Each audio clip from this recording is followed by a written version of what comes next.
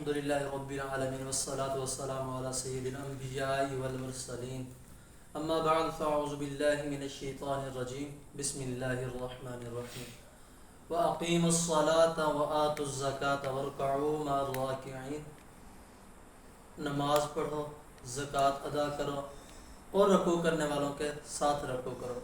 میرے مسلمان بھائیو، اللہ تبارک و تعالیٰ نے قرآن پاک میں 700 سے زائد مرتبہ فرمایا، اے ایمان والو نماز پڑھو، اے ایمان والو نماز ادا کرو، اے ایمان والو نماز ادا کرو۔ کسی موقع پہ کہیں کسی طرح ارشاد فرمایا، لیکن نماز کا ارشاد فرمایا، کیونکہ اسلام کو قبول کرنے کے بعد اہم رکن نماز ہے۔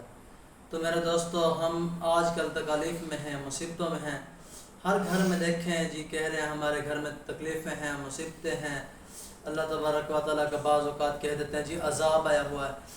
دوستو، اللہ تبارک و تعالیٰ کی ناراضگی تو آنی ہے کیونکہ ہم نماز ادا نہیں کرتے۔ اللہ تبارک و تعالیٰ نے ہم پہ فرض کیا ہوا ہے۔ اب مثال دے دیتے ہیں کہ کوئی دوست ہم کو کوئی کام کہے یا والد ہم کو کام کہے، بیٹا فلاں کام کر کے آؤ، اگر ہم وہ کام نہ کریں تو آپ دوست مجھے بتائیں کہ والد صاحب کتنا غصہ کریں گے۔ لیکن اللہ تبارک و تعالیٰ مہربان ہے، رحم کرنے والا ہے، ٹھیک ہے، وہ اپنا عذاب نہیں بھیجتا۔ اللہ تبارک و تعالیٰ پھر بندے کے اوپر اس کے حال پہ چھوڑ دیتا ہے کہ اس کے اوپر چاہے مصیبتیں ہیں، چاہے آزمائشیں ہیں، جو مرضی ہو، اللہ تبارک و تعالیٰ اس کو اس کے حال پہ چھوڑ دیتا ہے۔ اللہ تبارک و تعالیٰ فرماتا ہے کہ تجھے جس طرف لگانا چاہے لگا لے، اب تجھے میں اپنی رحمت کے سائے تلے نہیں رکھتا۔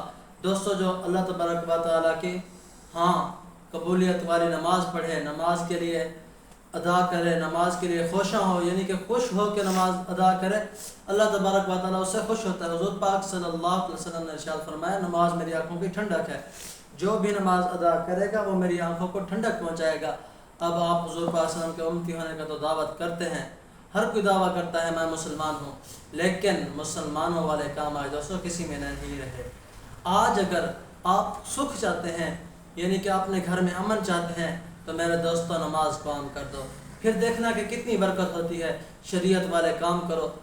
اب آپ کو ایک مثال دیتا چلوں، ایک حافظ قرآن ہے اور دوسرا ایک عام انسان ہے۔ اب دیکھ لیجئے کہ حافظ قرآن کی چاہے تنخواہ جتنی بھی ہو، وہ ایک مسکراہٹ ہے، کیا ہے؟ اللہ تبارک و تعالیٰ کے قرآن کی برکت ہے، اللہ تبارک و تعالیٰ کے دین کی برکت ہے، کیونکہ وہ قرآن پڑھ رہا ہے۔ اور ایک عام شخص ہے، وہ نہ نماز پڑھتا ہے، نہ ہی کوئی تلاوت وغیرہ کرتا ہے، پھر وہ کہتا ہے جی میری روزی کے اندر برکت نہیں ہے۔ اور میاں برکت آئے کہاں سے جب آپ برکت لانے والے کام ہی نہیں کر رہے، نماز ہی نہیں پڑھ رہے، آپ تلاوت قرآن نہیں کر رہے۔ پہلے کے جو بزرگ ہوا کرتے تھے، وہ صبح صبح اٹھ کر نماز پڑھتے تھے، نماز کے بعد تلاوت ہوتی تھی، پھر وہ اپنے کام کی طرف جاتے تھے۔ گھر کی عورتیں صبح اٹھ کر نماز پڑھتی تھیں، قرآن کی تلاوت کرتی تھیں، پھر وہ جا کر روٹی پکاتی تھیں، کھانا وغیرہ تیار کرتی تھیں، ناشتہ تیار کرتی تھیں۔ لیکن آج کی عورتیں صبح اٹھتے سار ہی نہ نماز پڑھی، صبح اٹھیں 8 بجے، پہلے موبائل کو دیکھا، موبائل دیکھنے کے ساتھ پھر روٹیاں شروع کر دیں، کوئی نماز کا خبر نہیں، کوئی خیال نہیں کہ تلاوت کرنی ہے۔ ہاں، ہم کہتے تو ہیں مسلمان ہیں، کسی کے سامنے کہنا پڑا جی الحمدللہ میں مسلمان ہوں، لیکن جب پھر نماز کی باری آتی ہے پھر ہم بھول جاتے ہیں کہ ہم مسلمان ہیں کہ کون ہیں۔ نماز ہم ادا کرتے نہیں، مسلمان ہونے کا دعویٰ کرتے ہیں۔ تو دوستو، مسلمان ہیں آپ، ہم بھی مسلمان ہیں، آپ بھی مسلمان ہیں۔ حضور پاک صلی اللہ علیہ وسلم کی آنکھوں کو ٹھنڈک پہنچاؤ، اللہ تبارک و تعالیٰ کے فرمان پر عمل کرو، پھر یہ دیکھو کہ آپ کی بگڑی بنتی کیسی ہے۔ کیونکہ اللہ تبارک و تعالیٰ فرما رہا ہے جو کچھ بھی ہے، جو نماز ادا کرے گا میری رحمت ہوگی، جو شریعت کے کام کرے گا میری رحمت عام ہوگی۔